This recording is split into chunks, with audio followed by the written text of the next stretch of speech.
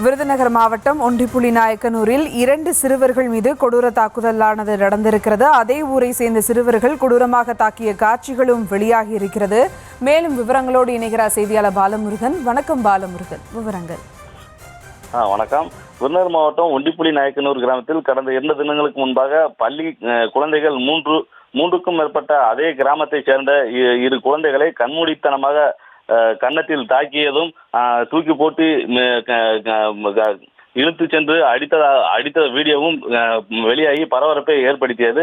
மேலும் இந்த விவகாரத்தில் பள்ளி குழந்தைகள் ஏற்கனவே 2 சிறுவர்கள் ஏதோ பீடி புகைத்ததாகவும் அந்த பீடி புகைத்ததை அடி வாங்கிய சிறுவர்கள் இருவரும் சேர்ந்து ஊருக்குள் சென்று சொன்னதாகவும் சொன்ன விவகாரத்தை ஏன் நீங்கள் சொன்னீர்கள் என்று கூறி அந்த இரு சிறுவர்களையும் கொடூரமாக தாக்கியதாக கூறப்படுகிறது. மேலும் இந்த விவகாரத்தில் இதுவரை காவல்துறையினர் சென்று புகார் அளிப்பதற்கு விடாமல் ஒரு சிலர் தடுத்ததாகவும் இதில் கட்ட பஞ்சாயத்து செய்து அந்த விவகாரத்தை முடித்து வைத்ததாகவும் கூறப்படுகிறது.